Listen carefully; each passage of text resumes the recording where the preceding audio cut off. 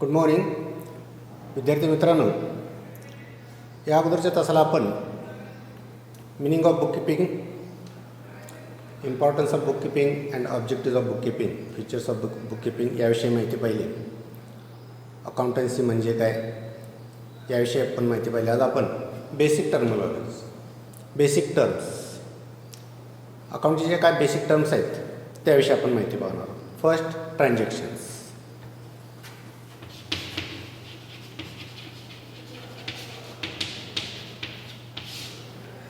Transaction means exchange of goods and services between two persons or parties for money or money's worth is called as transactions. Transaction कशाला म्हणायचं? दोन व्यक्तींमध्ये जर का एखाद्या वस्तूची देवाणघेवाण झाली आणि ती पैशाच्या मोबदल्यात is called as transaction. For example, purchase goods of ₹10,000. In this transaction, goods are exchanged for 10,000 rupees. In this case, किंवा या उदाहरणामध्ये 10,000 रुपयाच्या बदल्यात आपण गुड्स दिलेला आहे. म्हणजे मालाची देवाणघेवाण केली आपण कशाच्या? पैशाच्या. Is called as transaction. Then rent paid ₹1,000. It is transaction because in this transaction rent paid in exchange of 1,000 rupees. म्हणजे भाडं दिलेलं आहे. कशाचं भाडं दिलं आपण? रूमचं असेल, ऑफिसचं असेल. कसे दिलं? रोखीनं दिलं. म्हणजे 1,000 रुपये दिले. म्हणजे ज्या ठिकाणी पैशाची देवाणघेवाण एखाद्या वस्तूच्या बदल्यात आपण करतो किंवा वस्तू देवाणघेवाण करत असताना त्यासाठी पैसे यूज करतो, मनी यूज करतो, त्याला काय म्हणायचं? Transaction. Is called as transaction. In transaction there are two types of involved. First, monetary transactions and non-monetary transactions. Monetary transactions means the transaction which involve an exchange of monetary or money's worth directly or indirectly. ज्या व्यवहारामध्ये पैसे directly असेल किंवा indirectly असेल, जर का पैशाचा use केला असेल तर त्याला आपण मॉनिटरी ट्रान्झॅक्शन्स असं म्हणू शकतो. Monetary transaction is recorded in the books of account. Non-monetary transactions are not recorded in the books of account. Monetary transaction ज्या ठिकाणी पैशाचा आपण वापर केलेला आहे अशाच व्यवहारांची नोंद किंवा ट्रान्झॅक्शनची नोंद आपण पुस्तकामध्ये करणार आहोत. जर का त्या ठिकाणी पैसे नसतील तर त्याची आपण एंट्री करणार नाही. For example, cash transactions.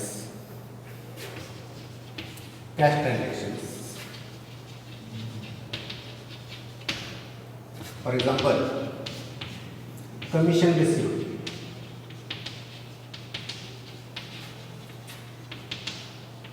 ₹500. In the transaction received commission ₹500. म्हणजे या व्यवहारामध्ये तुम्ही काय केलं? ₹500 तुम्हाला रोख मिळालेले आहे. म्हणजे तुमचं काय झालं? कॅश ट्रान्झॅक्शन झालं. Next, purchased furniture.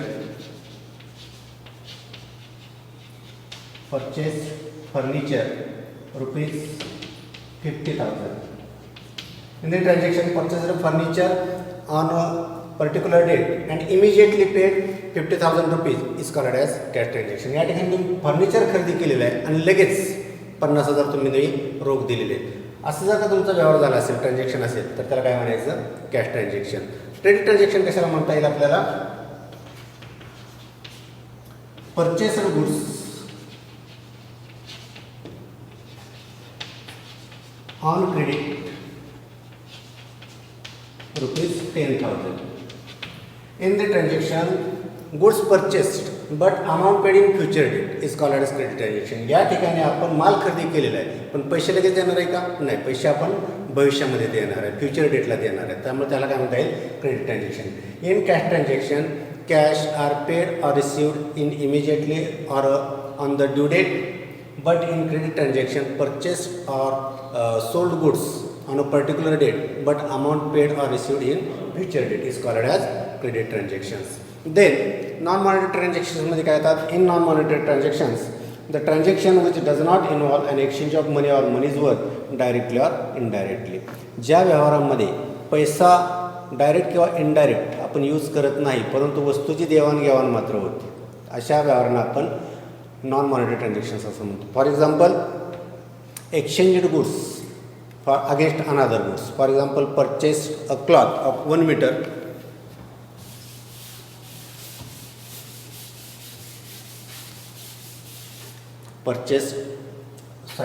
take a cloth of 1 meter, exchange of 1 kilogram rice. In the transaction या व्यवहारामध्ये तुम्ही काय केलेलं आहे, क्लोथ घेतलेलं आहे, कापड हे 1 मीटर, कशाच्या बदल्यात 1 किलोग्रॅम राईसच्या बदल्यात. They transactions are non monetary transactions, म्हणजे या ठिकाणी वस्तूच्या बदल्यात वस्तू दिलेली आहे, या ठिकाणी पैशाचा यूज केलेला नाही. So is called as non monetary transaction. The transactions are not recorded in the books of account. वस्तूच्या बदल्यात जर का वस्तू दिलेली असेल तर त्याची नोंद आपण अकाउंटच्या पुस्तकामध्ये करणार नाही. Only monetary transactions or financial transactions are recorded in the books of account. फक्त आर्थिक व्यवहारांचीच नोंद आपण अकाउंटमध्ये करणार आहोत, इतर व्यवहारांची नोंद आपण अकाउंटमध्ये करणार नाही. Then next concept, entry.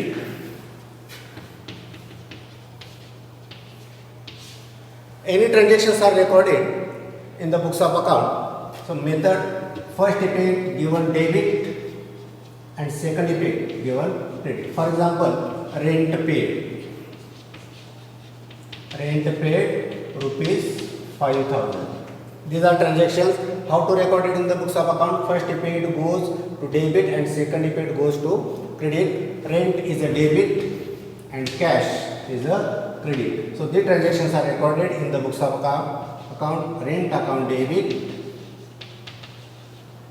5,000 and credit effect to cash account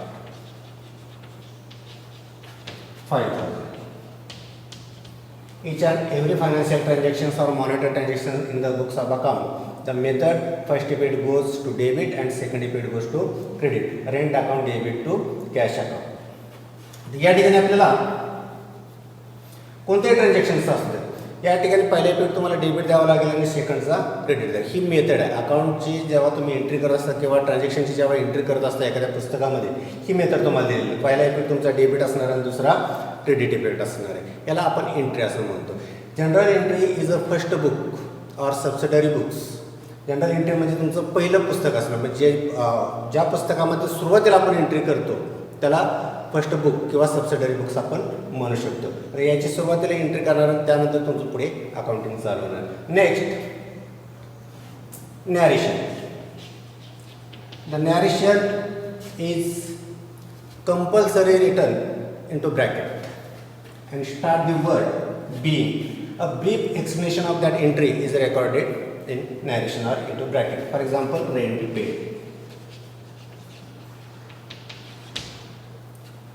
narration म्हणजे त्या एंट्रीचं थोडक्यात स्पष्टीकरण, ब्रीफ एक्सप्लेनेशन. थोडक्यात स्पष्टीकरण तुम्ही इंटू ब्रॅकेट कंसामध्येच लिहायचं. आणि कंसामध्ये लिहित असताना सुरुवातीला बिंग हा शब्द वापरायचा. बिंग किंवा फॉर हा शब्द वापरून तुम्ही नॅरेशनची सुरुवात करू शकता.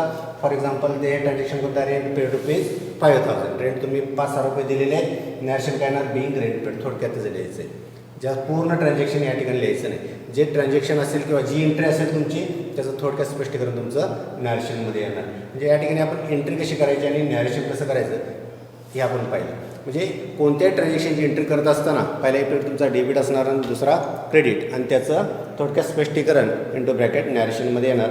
अशा पद्धतीनं तुम्हाला एंट्री आणि नॅरेशन करायचं. नेक्स्ट कन्सेप्ट असणार आहे किंवा नेक्स्ट टर्म असणार आपली महत्त्वाची, गुड्स.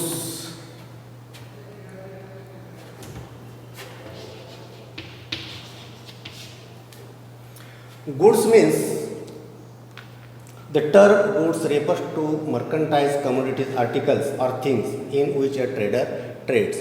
जो ट्रेडर आहे त्याचा जो व्यवसाय आहे त्यामध्ये जे आर्टिकल असेल, जी थिंग्स असेल किंवा जी वस्तू असेल त्याची देवाणघेवाण करत असेल, तो त्याचा मेन उद्देश अर्न टू प्रॉफिट किंवा खरेदी विक्री करणे हा त्याचा उद्देश असेल, तर अशा कमोडिटीजला किंवा आर्टिकलला आपण काय म्हणणार आहोत, गुड्स. फॉर एक्झाम्पल, एखादं मेडिकल असेल तर मेडिकलमध्ये मेडिसिन जे असतात हे तुमचं गुड्स येणार आहे.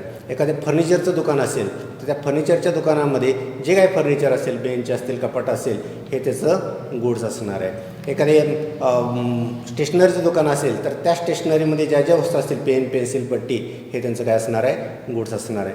पण स्टेशनरीचं दुकान आहे आणि त्यामध्ये जर काही एखादी चेअर किंवा एखादं टेबल असेल एखादं कपाट असेल तर ते मात्र गुड्समध्ये येणार नाही, कारण ते आपण गुड्स किंवा ते फर्निचर ते कपाट त्याची आपण खरेदी विक्री करणार नाही. स्टेशनरीच्या दुकानामध्ये कशाची खरेदी विक्री करणार आपण, पेन्सिल असेल पट्टी असेल याची आपण खरेदी विक्री करणार. त्या दुकानामध्ये असणाऱ्या चेअरची आपण खरेदी विक्री करणार नाही. ज्याचा उपयोग फक्त खरेदी विक्री करण्यासाठी किंवा प्रॉफिट कमवण्यासाठी केला जातो अशा कमोडिटीज किंवा आर्टिकल जे असतील ते तुमच्या गुड्समध्ये येणार. मग स्टेशनरीच्या दुकानामध्ये स्टेशनरी जे असेल ते तुमचं गुड्स येईल, पण कपाट किंवा खुर्ची टेबल असेल ते तुमचे असेट जाईल. पण फर्निचरच्या दुकानामध्ये जर का तुम्ही गेला तर त्या ठिकाणी सर्व फर्निचर तुमचं गुड्स असणार आहे आणि या गुड्सची आपण एंट्री पुस्तकामध्ये करायची आहे. Then next terms capital. पुढली टर्म आहे आपली कॅपिटल. कॅपिटल कशाला म्हणायचं?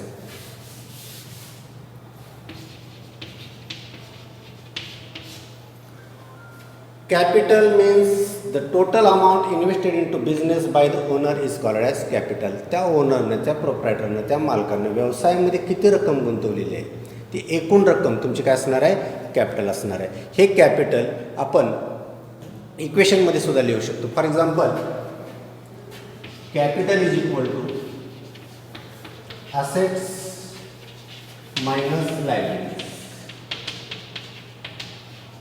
असेट्स मायनस लायबिलिटीज म्हणजे कॅपिटल जर का तुम्हाला काढायला total excess assets over liabilities म्हणजे असेटची टोटल लायबिलिटीजपेक्षा जास्त असेल, किती जास्त आहे ते तुमचं काय असणार आहे, कॅपिटल. किंवा कोणत्याही प्रोप्रायटरनं मालकानं व्यवसायामध्ये किती रक्कम गुंतवली त्याला आपण कॅपिटल म्हणू शकतो. For example, mister be started business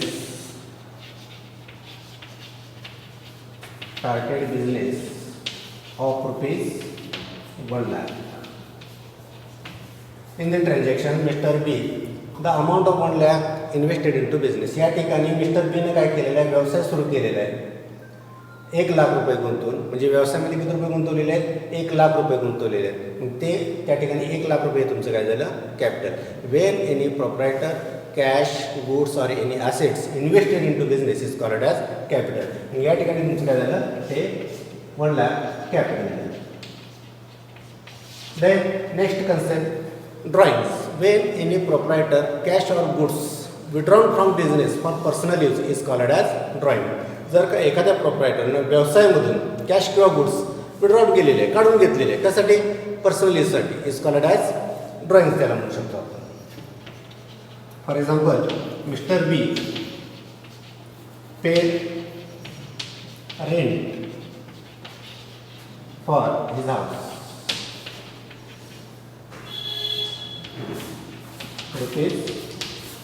₹5,000.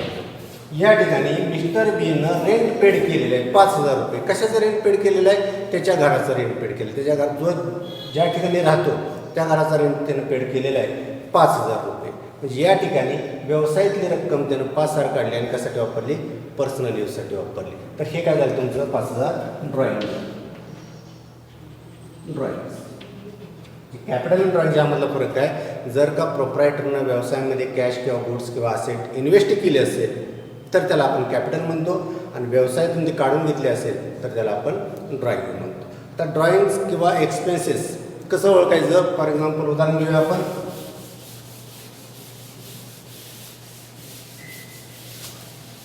For example, first rent paid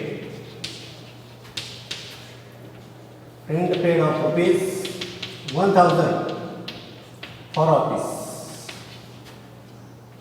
for office. And second, rent paid rupees 5,000 for this house. तर या ठिकाणी ते रेंट पेड केलेले 1,000 रुपये, पण ते कशाचं, ऑफिसचं आहे. या ठिकाणी रेंट पेड केलेलं आहे 5,000 रुपये, ते कशाचं आहे, त्याच्या घराचं आहे. या ठिकाणी हे रेंट पेड ऑफिसचं जे आहे तो ऑफिशियल एक्सपेन्सेस आला, तुमचा एक्सपेंडिचर म्हणून तुमच्या अकाउंटच्या पुस्तकामध्ये एंट्री केली जाईल. जनरल एंट्री त्याची rent account debit to cash account. या ठिकाणी जे रेंट पेड केलेलं आहे 5,000 हे तुमचं कशाचं आहे, हाऊस आहे, त्याच्या वैयक्तिक घराचं आहे, पर्सनल यूज आहे. त्यामुळे या ठिकाणी हे रेंट त्या व्यवसायाचं एक्सपेंडिचर असणार नाही. त्यामुळे याची एंट्री तुमच्या पुस्तकात करत असताना drawings account debit to cash account अशी तुमची एंट्री करावी लागेल. म्हणजे जर का ऑफिस एक्सपेंडिचर असेल किंवा पर्सनल एक्सपेंडिचर, ऑफिस एक्सपेंडिचर आहे तुमच्या अकाउंटमध्ये ऑफिसचा खर्च म्हणून येईल, आणि जर का पर्सनल एक्सपेंडिचर असेल तर तो ड्रॉइंगमधून तुम्हाला एंट्री करावी लागेल. या ठिकाणी हे जर का रक्कम तुम्ही ऑफिसच्या खर्चामध्ये टाकली असेल तर तुमचा येणारा प्रॉफिट किंवा लॉस हा चुकीचा असणार आहे, तो बरोबर येणार नाही. त्यामुळे पर्सनल यूज आहे का ऑफिस यूज आहे हे आपल्याला आयडेंटिफाय करणं आवश्यक आहे. नेक्स्ट टर्म्स, पुढली आपल्याला टर्म्स बघायचे महत्त्वाची. डेटर. हू इज डेटर?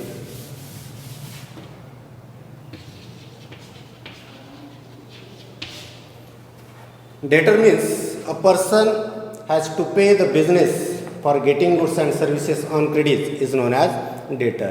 एखादी व्यक्ती बिझनेसला किंवा तुमच्या ऑर्गनायझेशनला, व्यवसायाला काही देणं लागत असेल, कशाचं देणं, जर का त्यांनी एखादी गुड्स किंवा सर्व्हिसेस उधारीवरती घेतली असेल आणि ते देणं लागत असेल व्यवसायाला, तर त्या व्यक्तीला आपण डेटर असं म्हणू शकतो. आणि next, creditor.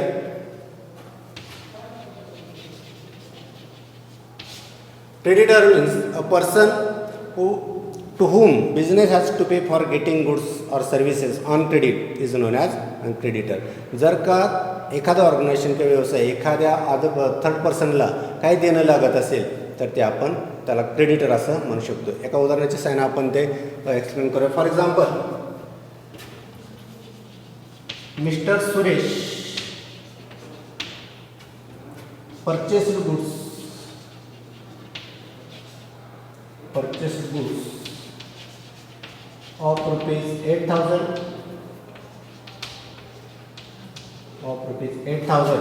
on credit. 8,000 from Sunil on credit. Read the transactions carefully. Mr. Suresh purchased goods of rupees 8,000 from Sunil on credit. या ठिकाणी सुरेशनं माल खरेदी केलेला आहे उधारीवरती. कुणाकडून? सुनीलकडून खरेदी केलेलं आहे. मग या ठिकाणी दोन पर्सन्स असणार आहेत. पहिला असणार तुमचा सुरेश अँड सेकंड सुनील. आता बघा, या ठिकाणी सुरेश आणि सुनील या दोघांनी जर का तुलना केली तर सुरेश काय करतोय? माल खरेदी करतोय. कुणाकडून? सुनीलकडून खरेदी करतो. म्हणजे परचेस गुड्स जर का आपण विचार केला तर सुरेशच्या दृष्टिकोनातून ते गुड्स कम्स इन आहे आणि सुनीलच्या दृष्टिकोनातून ते गुड्स गोज आउट आहे. बरोबर आहे. त्यानंतर सुरेशचा जर का विचार केला, सुरेशनं माल खरेदी केलेला आहे, त्यामुळे तो पैसे कुणाला देणार आहे? बिझनेसला देणार आहे. म्हणजे जे तुमचं काय ऑर्गनायझेशन असेल, फॉर एक्झाम्पल A&B कंपनी हे असेल, तर या कंपनीला सुरेश पैसे भविष्यामध्ये देणं लागते. आणि सुनीलचा जर का विचार केला, आणि सुनीलचा आपल्याला सुनीलकडून माल खरेदी केलेला असेल तर सुनीलला ते पैसे मिळणार आहेत. म्हणजे आता प्रोप्रायटर जर का सुनील असेल तर सुनीलला ते पैसे मिळणार आहेत. या ठिकाणी जर का या दोघांच्या मध्ये जर का विचार केला तर सुरेश हा देणं लागतोय. सुरेश हा देणं लागतोय. मग सुरेश इज कॉल्ड ॲज डेटर. अँड कुणाला पैसे मिळणार आहेत? कुणाला येणं आहे? सुनीलला येणं आहे. म्हणजे सुनील कोण झाला? क्रेडिटर. या दोघांच्या संदर्भात आपण हे उदाहरण घेतलं. हेच उदाहरण जर का एखाद्या कंपनीच्या बाबतीत जर का घ्यायचं म्हटलं तर असं आपल्याला घेता येईल. फॉर एक्झाम्पल,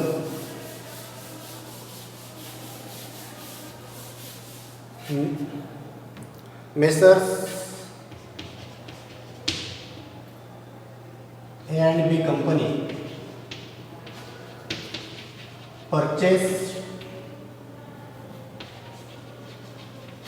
गुड्स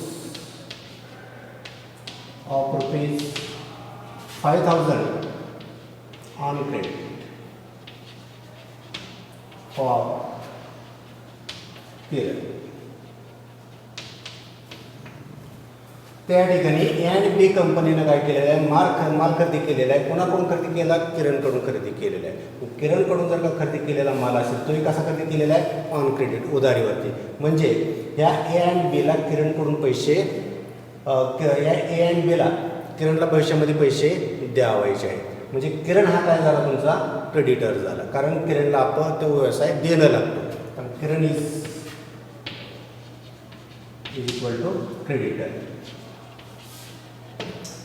तेच उदाहरण आपण दुसरं बघूया. A and B sold goods ₹5,000 on credit to Sheela. या ट्रान्झॅक्शनमध्ये ए अँड बी कंपनीनं काय केलेलं आहे, माल विकलेला आहे. कोणाला विकला? शीलेला विकला. कसा विकला? तो उधारीवरती विकलेला आहे. मग या ठिकाणी शीलाकडून त्या ए अँड बीला ₹5,000 येणार आहे. ठीक आहे. मग शीला काय करणार आहे, भविष्यामध्ये त्या ए अँड बीला पैसे देणार आहे. त्यामुळं जर का व्यवसायाला एखाद्या थर्ड व्यक्तीकडून पैसे येणं असेल तर ती व्यक्ती त्या व्यवसायाची डेटर होते आणि व्यवसाय जर का त्या दुसऱ्या व्यक्तीला पैसे देणं लागत असेल तर ती व्यक्ती क्रेडिटर होते. फर्स्ट ट्रान्झॅक्शनमध्ये किरणला व्यवसायाकडून पैसे देणं आहे, पण किरण इज इक्वल टू क्रेडिटर. आणि नेक्स्ट ट्रान्झॅक्शनमध्ये शीलाकडून पैसे येणं आहे, त्यामुळे त्या व्यवसाय दृष्टीने शीला इज अ डेटर. अशा पद्धतीनं आपण आज एंट्री, गुड्स, नॅरेशन, डेटर, क्रेडिटर, कॅपिटल आणि ड्रॉइंग्स या कन्सेप्ट आपण बघितलेले आहेत. नेक्स्ट लेक्चरला आपण राहिलेले कन्सेप्ट बघूया. थँक्यू.